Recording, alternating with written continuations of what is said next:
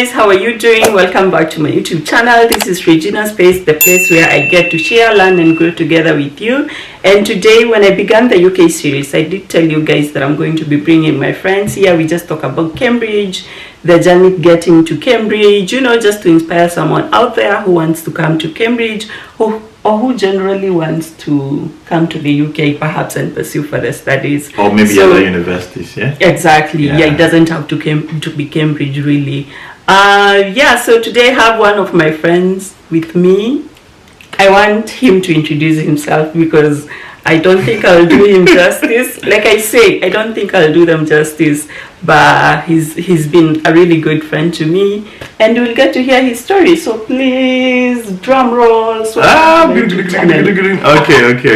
My name is Samuel Nyako in Japan. The name she can't mention really well. I'm Ghanaian. I can mention that name. Japan. Oh. Japan. You're making it sound like a drum, please.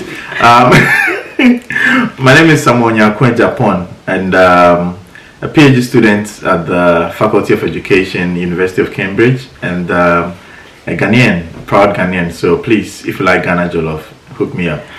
Please. Are we going to start the Ghanaian and Nigerian Jollof here? The Jollof was... No. But I like Nigerian Jollof. Is it? Yeah, it's not spicy. It's not nice. It's just not nice. No, it's really good. So spicy. Well, let's drop this for now. Let's talk about me. Today is about me. So today's about you. Yes, it's not about jollof. No, it's not. It's about okay. Jollof. We'll do another one. I ate ugali yesterday. Oh really? How was it? Yeah, it was great. Oh really? Yeah. You liked it? Where did you get ugali? So a friend of mine, Chunzu. She made ugali. Yeah, she made ugali. They have ugali as well. But theirs, I think, is different from ours. Just the consistency. Well, I guess it was the same. They use the corn flour. Yeah. Is there anything fun about Ghana or about you? An interesting fact about you that you'd want to share? Okay. Interesting fact about me is that I've lived on Mount Kilimanjaro for 3 months, and this is true. You lived like on top of the mountain. On top of the mountain, there's a hotel there. What are you doing? Oh, okay. Yeah. You thought it's because I knew. Once you said it's a hotel, I thought you were hiking alone. No. And you stayed on top of the mountain. But I think those were some of my initial hiking. I did hiking on Kilimanjaro. Yeah, it was nice. Yeah. Now, Sam, on a serious note. Yeah. Looking back, in what made you apply to Cambridge? What attracted you to this place? Yeah, so I think I was at a point in my life when I had to do a PhD because of my career. I was working as a researcher in an education firm, an organization that uses evidence to inform policy. And at the level that I got to, most of my colleagues had PhD. And I think it was just time for me to, do my doctorates. Because I had my undergrad and then my master's in economics, and I was working in education space. However, the key thing that drew me to Cambridge was my supervisors, my line managers, both of which, were former Cambridge students. Oh, really? Yes. Oh, okay. So they did their masters and then doctorates here. So it's like, why not? Yeah. If it's Cambridge, yeah. I totally relate to that because two of my mentors also studied there. One did their master's here, and the other one did the master's, I think, and PhD here. Yeah. So that's interesting. Yeah, that was it. And I was like, but were you considering other schools apart from? Oh yes. So after university, I had applied to countless, and I've been rejected countless number. So I actually had have a folder in my email. Okay. Called admissions. Yeah. So anytime I receive it, it's like, okay, I'll put it there. So if one day I'll open my email, yeah. And do you have another folder for rejection? Yes, I do. I actually do. Okay. I created that recently after I got Cambridge. I was like, why don't I, save this and archive it? One day I'll talk about it. Yeah. Now, I know our applications were somehow different because I'm doing a master's and you're doing a PhD. Yes. I just want to know how was your application process? How was it? And how many times did you have to apply? Please tell us the truth. Well, let me save that for now. But let me talk about the application process. Okay, talk about the application process. Yes. But I'm also interested to know, like, did you just apply once and you got in? But go ahead. Okay. How was it? Okay. So as you know, Cambridge, the application process is not easy. It's rigorous. Yeah. There are a lot of things that answers that you need to provide, questions you need to respond to, essays you need to write, and all that, and documents you need to have in order to submit your application. So, according to your answer, it's not easy, and you need to write your personal statement, which I think anyone who wants to go to the graduate school knows. Yeah, they have to. You need to get recommendations, and these have to be solid recommendations, not like, you need to have personal relationship with the person that is recommending you. Write most about your achievement. Normally, it's not even about academic, your academic performance. Yes, you need to have it because it's a top-notch school, and these are the barriers to entry. Like, these are the minimum requirement that you need to have, but also writing about your achievements helps a lot.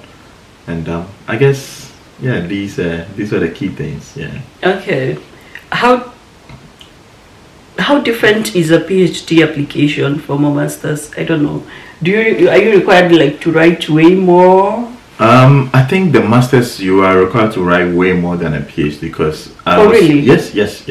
I was supporting a master's degree. Yeah, I know, okay. Right? Yeah. And also I think it's different across faculties. Yeah. So I know in economics faculty you have to write some essays, you have to have some publications and all that. In statistics, I think it's different. My faculty was also quite different. It was more emphasis on the proposal that you write and send, and some of your writing examples or samples. Okay. Yeah. So from the application process, are there any tips you can share with someone? I don't know. Yeah, do they keep writing? Do they need to publish something or whatever? Publication is key, but not really the main thing. I think the main thing here will be how prepared are you, because you need to gather all the documentation. First, I think it's more about research. You read about the course that you want to do. You read about the faculty members that you want them to supervise, because supervision is also very key. Once you get a supervisor, I think you are somewhat close to admission. Just a quick one. Yeah. Did you have to look for your own supervisor or they assigned you? I had to look for my own supervisor and then recommend that supervisor. But then there is a doctorate committee who will sit and say, okay, your proposal aligns with this person or that person. Then they select them for you. But then you need to take the initiative to be in contact with, a supervisor that your research interest aligns. Write your proposal, share with them, and then if you are successful, they get in contact with you and even help you to develop your proposal. Yes. And aside the application, there's interview, there's that. So it's not like you just submit your papers and then you are through. So you need to, it's a whole, that's why I say it's a rigorous process, but then it's worth it when you get it. So there's the initial phase of you not even putting your application in, where you need to gather all your documents, right? Write all the essays that you need to write, like your personal statements. Sometimes they require you respond to some questions for particular studies that we do in the education faculty. Also getting in touch with a supervisor and so that's even before you put in the application. Exactly. Then your personal your references comes in, because that is also key. Then there's another hurdle you need to jump, which is the funding application. The funding application. How the Cambridge application is that I think the deadline is 1st December or something, or 2nd December. And that's the funding deadline. But you can submit application if you can fund for yourself. You can fund your education yourself. But then the funding deadline, so if you are doing your research, if you're a billionaire, you can pay for yourself from Africa. I bet there are some billionaires in Africa. So I just wanted to make sure that They know the fees is not small. Oh, yeah. Yeah. Well, I don't think I can pay that. I thought you were a millionaire. It's expensive. Yeah, it's hella expensive. Yeah, hella expensive. Yeah. Actually, for me, I would have gotten to Cambridge, but Yes. if I didn't have funding, honestly, Yes. it doesn't mean much. Yes. So The funding is so crucial. that's where my story unfolds. That's why I told you when you asked me how many times did you apply, I wanted to. Yeah. So Please, do you want to share that? I'll share that, but let's give the information around the application first. Okay. Yeah. So okay. people get to know about that. Yeah. Yeah. So it's getting all your documents. So there's the sending your application, and then there's a post, and all these you need to put in some work to do that. So gathering all the documentation and actually applying. And please, the deadline, like I said, if you want funding, then the deadline, I think it's on the 1st or 2nd, normally on the 1st or 2nd December. Yeah. And it varies by department and faculties, so also pay attention to that. So it's more about your research. Then after you send your application, you wait. You wait, and then you get. You wait. Yeah. You pay. Yeah. Exactly. Yeah. If it's a PhD, there will be, I think, in masters as well. There is an interview, right? There's no interview for masters. Okay, for my faculty there wasn't. Oh, okay. Yeah. But in By PhD, for different faculties, Yeah. perhaps there is. exactly. Yeah. So PhD, you send your application December, February, January, ending of January, and then early February you have your interview. And the interview is basically about your research proposal and the feasibility of the research that you have proposed and how skilled you are to deliver this research within the 3-year period that you have. And once you're successful, you get an unconditional offer. Yeah. You get a conditional offer first. Yeah. You have And to that's- meet some exactly. requirements. So after the conditional offer, you have to meet some requirements. So it's Yeah. Yeah, I progress. know I know they say that men are so not really sentimental and all that. Yeah. But I just want to know, how was your reaction when you got the conditional offer? Once you got the congratulations, Oh my God. and all that. Oh my What was God. your reaction? Would you remember where you were? Yeah, I remember everything. And yeah, now back to the initial question: how many times you applied? So Yeah. I've had this feeling like 3 times. Yes. Okay. The first one was Congratulations, brother. thank you. That was tough. Thank you. Must have been tough. Yeah. Yes. Yeah. So let me walk you through the 3 times process. Yeah. The first time, I gathered all my documents, but I couldn't get some of the documents. So I missed the deadline for applying for funding. But then I put in my application and wasn't really successful. Yes. But I knew, because I missed the deadline for funding, so even if I get it, I'm not going to be able to come to Cambridge. Yeah. Yeah. Then the second time, so I'd gone through the whole process. So it's a year. So we are talking about 3 years Yeah, period here. it's 3 years. Actually, Yes. applying 3 times means 3 years. Yes. Do you know how big a 3-year-old child is?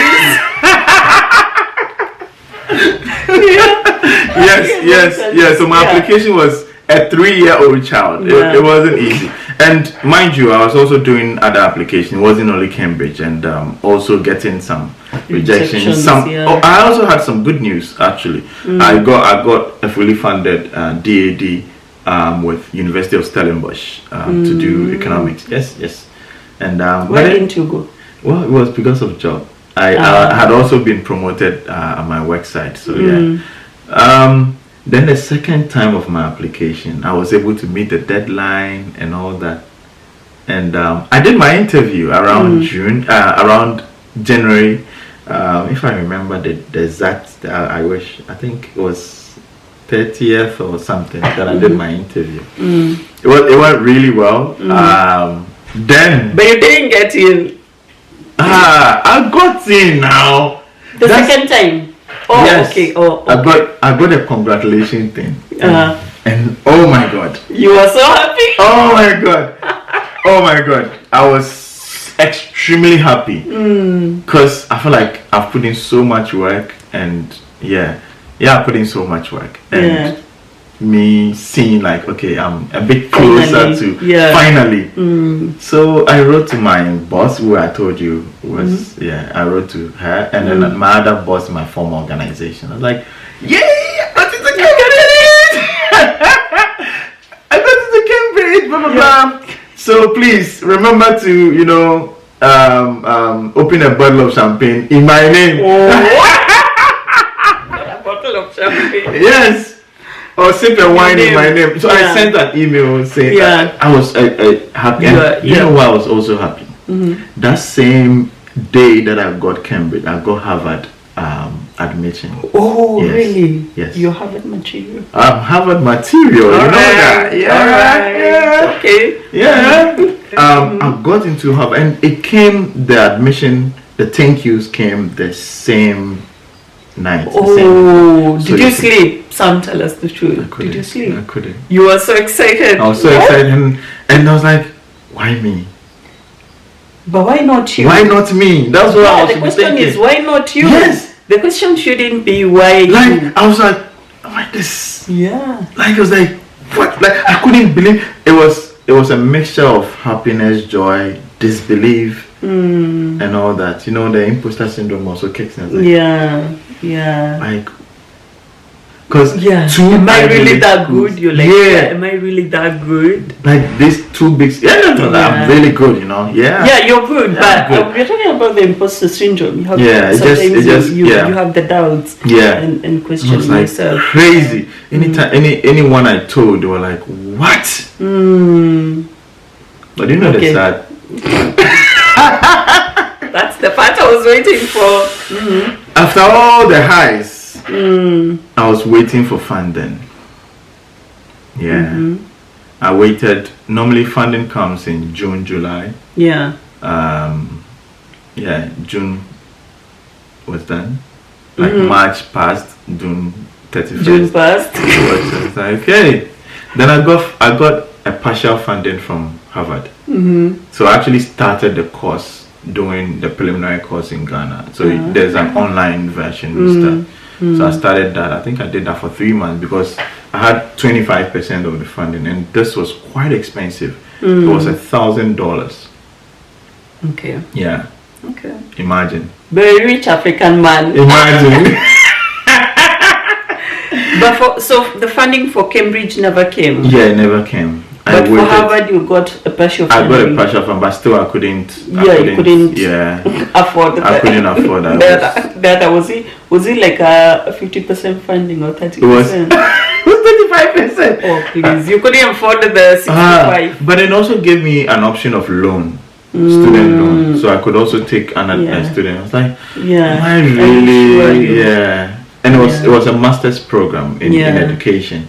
Education policy. I'm just thinking for Cambridge when you applied, it's interesting that you qualified to get the conditional offer, but you didn't get the funding. Yes. And I met all the conditions, but the funding. So some of the conditions were you get a college. I think you should do something on college. Please.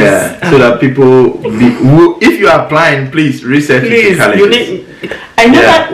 And I've told you this many times. I never thought colleges were a big deal. Yeah, me too. Until I got here. Well, I think my supervisor somewhat mentioned, so which college are you? And at that time, I had already put in my application. I think my second one. It's like I didn't really know. So But actually, we are both in Churchill College, so we are college mates. The best college. Churchill is the best college. Just go online. I'm actually gonna put a link to Churchill College. Are you? What? Are you for real? Like for real? Some colleges. No, but Churchill, I'm just talking about Churchill College. Churchill gives you everything that you need. Honestly. Like, at the the minimum levels. So just that some colleges are just a little bit. Please. We're not talking about that here. Please leave alone those colleges. Those colleges. But you should, if you are. But now you applied at that time. Let's go. Let's talk about the second time. The emotional. It It was a good year for me professionally because as a researcher, I was doing a lot of work with my employer, and that actually took my mind off some of the stress I would have gone through, because you can't have 2 Ivy League schools and no go to. Yeah. I was on the high, like, I was actually walking like, the smartest dude in Ghana.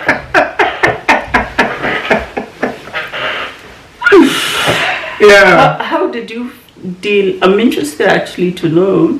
How did you deal with the rejection? Because I know so many people have gotten rejections, especially with scholarships. Getting to schools is actually easier than getting the funding. Yes. And without funding, honestly, I don't think, especially Cambridge, especially if you are like from Africa, I'm not sure how somebody can be able to self-fund unless the education here. Dangotes. How did you? Unless you're Dangotes or whatever, or the Kenyatas, those in Kenya, you know. How did you deal? How did you deal with that rejection and having to deal with it for a whole year? So I had actually dealt with rejection regarding school applications already. Like, so it's more like if you get broken-hearted, like. Was it like a break heart? Yes, it's like the feeling is like a heartbreak, because you invest so much energy into this and then you don't get it. There was a school that I think around. But I think the difference is knowing that the cause of your heartbreak is not another human being who is still breathing somewhere in this world. This lady chopped breakfast, I'm sure. That's the difference. The difference is that it's not somebody else, another human being still breathing. Oh my God. In another part of the world. So I think I like I said, professionally I was okay. So that distracted me a lot. And then I had also different episodes of not getting admission, getting so close but not close enough or sufficient enough to get into a particular school. But let's be real, Sam, at some point. I'm just imagining having to deal with that rejection for a whole year. Did you go? I didn't go. Strong African men, they don't get depressed. Now you go carry depression, go. Depression, they face you by the smile. Please.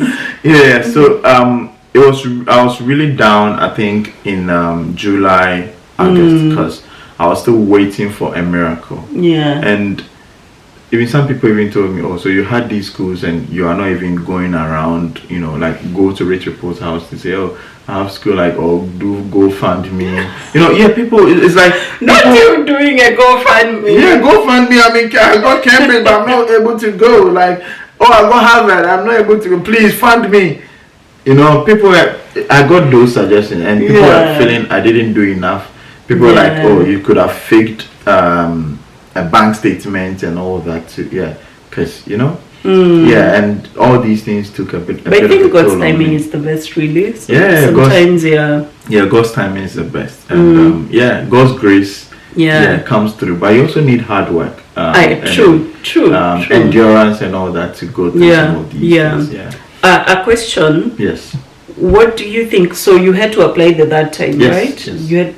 But you already I already had a document and all that, so I needed from to your just second update time, it. Yes. And oh my God, the third time was so smooth. Yes. Wow, I can see.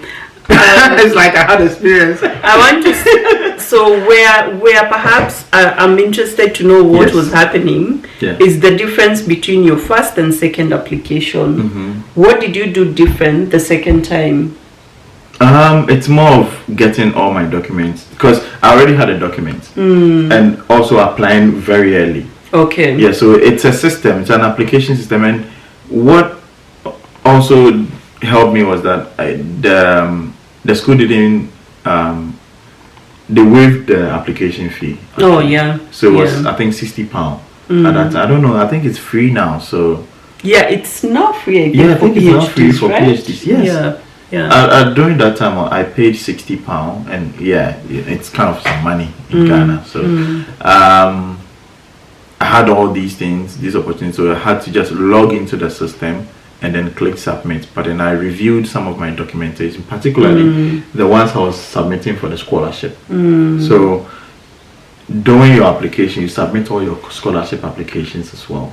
So there's a MasterCard, there's the Gates Foundation, there's the Cambridge Trust.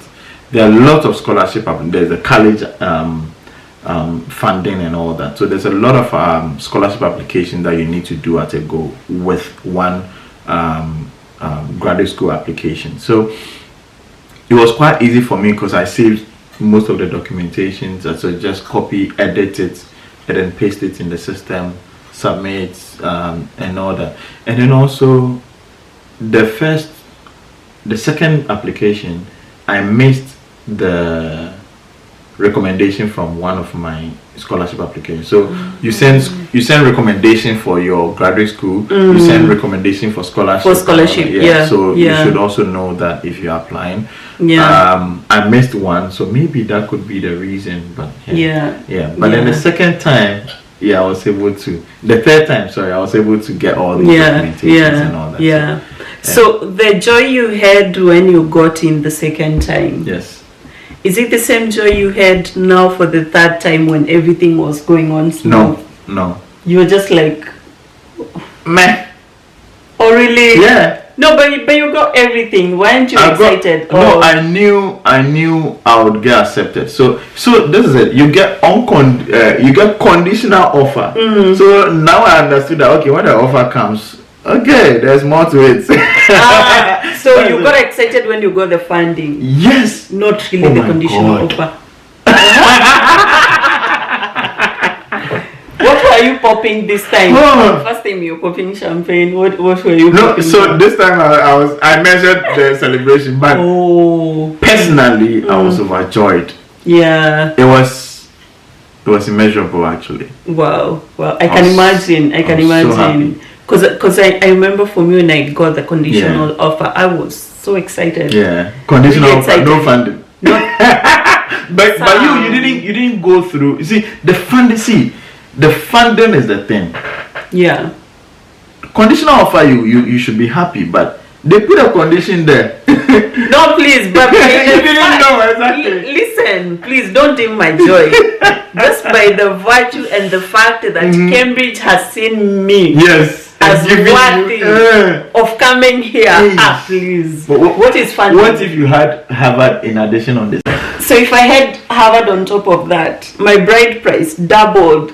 But anyway, so I get the conditional offer. I was so happy. Yes. I had applied for funding at the same time. So even my happiness, I would say, was measured. Okay. Oh, then you knew. Yeah, waiting for the funding. Waiting for the funding. Let me tell you, the funding rejected me. Have you ever gotten a cold reject? Oh my God. You know the rejection happens in my heart. That's why I'm saying I can't really compare it like to a heartbreak. Yeah. I was like, you guys, it's okay. But I was let me tell you, I was so heartbroken. I even wrote back to them through that rejection email and was like, sometimes they should be human a bit. Honestly, so it's like you don't know. You don't know me. You don't, please. You don't know me. I'm good. Do you know there was a time? I don't want to be emotional, but I actually cried. No, we cry about these things. But it wasn't. Honestly, for me, I hate myself. I probably cried as well for the funding. Yeah. Because they rejected me and I was like, now this, even getting to Cambridge is nothing. Exactly. But let me tell you, God works in mysterious ways. Because I think after about a week or 2 weeks, the current funding I have right now, they got in touch with me. They wrote so your broken heart was just 1 week or 2. Yeah, imagine me nursing it for years. You deserve it. Oh my God! It for a whole year. Oh my God! It wasn't nice. Yeah, but so nice. You're here now. I'm here now. Yeah, you're here now. That's why when I got the conditional offer for the third time. Actually, I was out with friends, right? And then the offer came, and I saw it. I said, okay, and I just put the phone in my pocket. I went back to playing snooker. Yeah. I think I had placed most of my joy on the funding because I think in 2022 I had gotten to Edinburgh, I had gotten to Sussex, I had gotten to other schools, but the funding was not there, so there was no joy. There was nothing to celebrate, really. Yeah. Now, after having gone all those trials and tribulations, would you say that Cambridge has met your expectations now that you're here and you tried so many times to get here?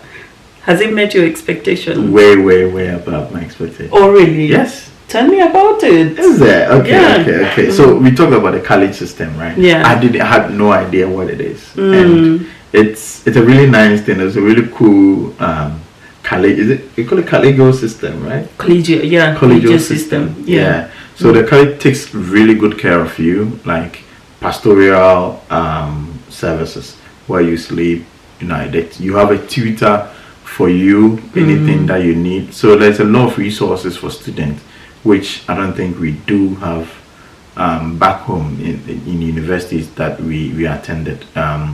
There's a tailor, like all the services are tailored for your needs as a student. And when you go to the faculty as well, the way the faculty members support you, like it's kind of, the system is built for you not to fail. Exactly. Yeah, that's how I feel like in Cambridge. Yeah, and I remember the last time we were talking about with Simiso, is that everybody says that the people who come to Cambridge, they're smart, but like you've said, the system is built for your success. Exactly. Like there's no reason for anybody to fail, really. Everything has been put in place for you to really succeed. Exactly. Yeah. Okay.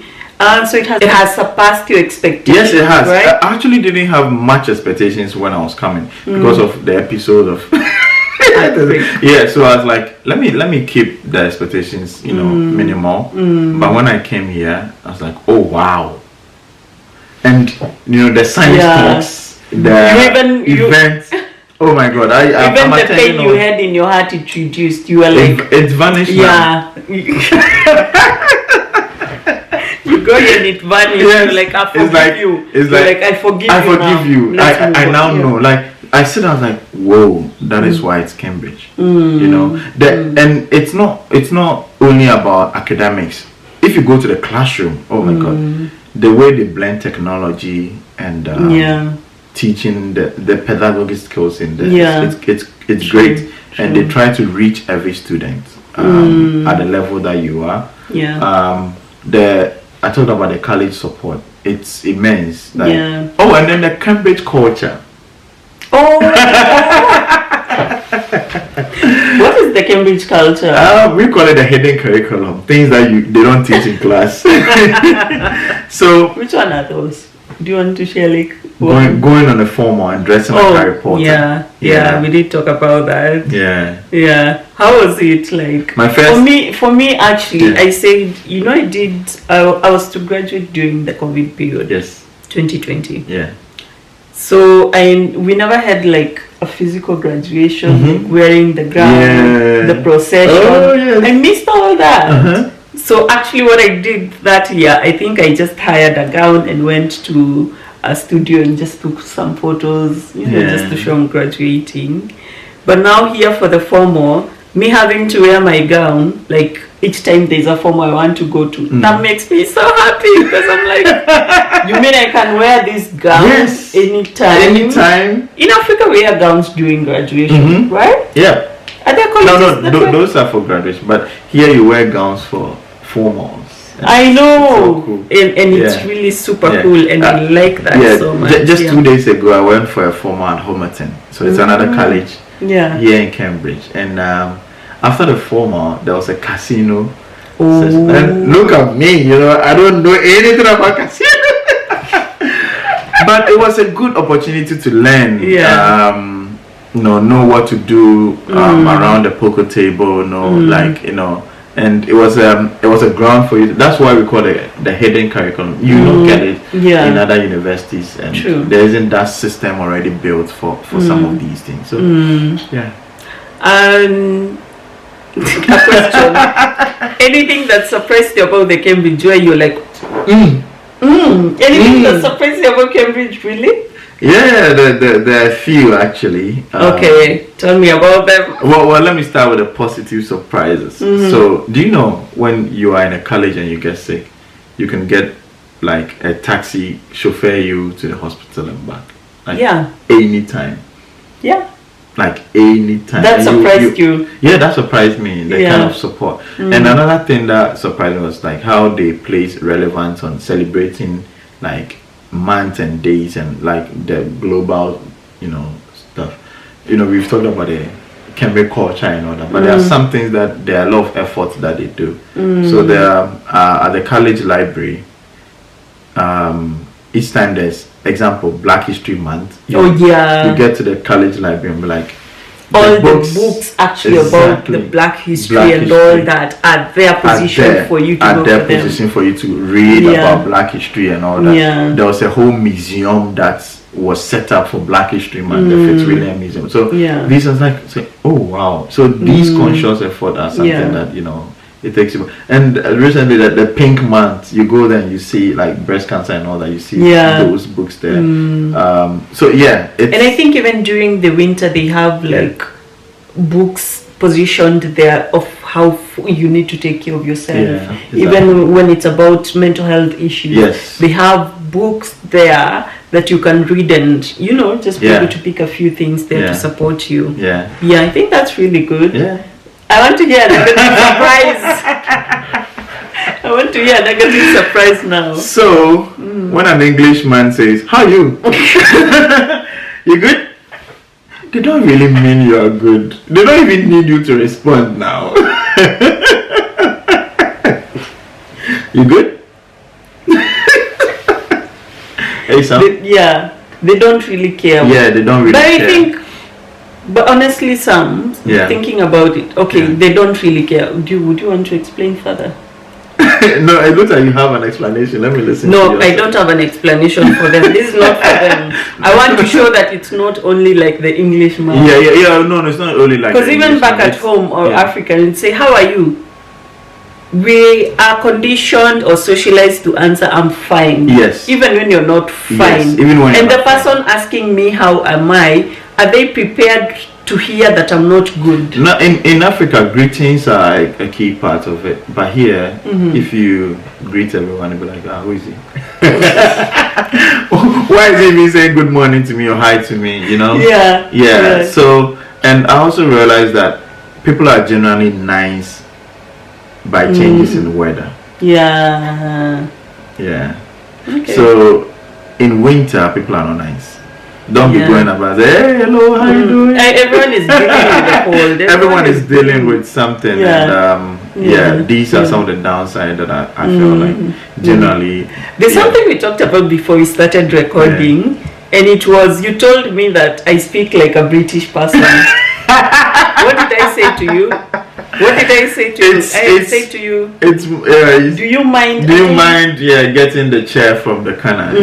So these are things. And you're like, it's because they speak that way, but they don't mean it. Yeah, they don't mean it. Yeah. So if it's like, oh, do you mind doing this? Or if your superior or your supervisor be like, oh, Sam, could you do this or not? They are saying, could you or do you mind? But actually, they mean it's an instruction. It's an instruction. Do it. Yeah. It comes across like a suggestion, but it's not. It's not. But honestly, it's not. Yeah. Because when I was telling you to bring the chair, it was not a suggestion. It wasn't bring the chair. But I think it's just a language of courtesy and all that. Really. Exactly. Yeah. And really, it shows. It also shows to the person you're telling that you actually have the right to want to do it or not. Yeah.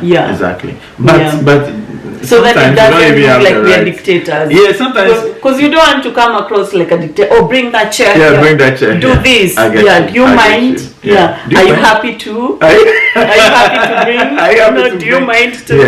Yeah. That's true. And the last one. The downside. Oh, actually, I have a lot actually. Oh, really? Not generally to say things are not good, and these are like personal relations, and don't stay on campus during December. Oh, please don't. This one I support you. Don't repeat that. Oh, please. it gets dark early. People are, you don't see empty. the streets are empty. People go home. Yeah, so it's Crazy. kind of the British, and I think it's also in Africa where you go home, you go to see family and all that. So at that time, everything ceases, everything pauses, and people just travel to their families and all that. So in my house. You see, for you're doing empty. a PhD, please. Yeah. Please don't repeat that mistake. Yeah, we stayed here in December and we saw how it was. Yeah. You could go home, you could go to maybe London, like go to where people are, or it has a toll on your mental health. Yeah. But you see, the challenge was we were fairly new to this place. Exactly. Yes, you have friends, but you feel like, do you want to impose? Go? Yeah.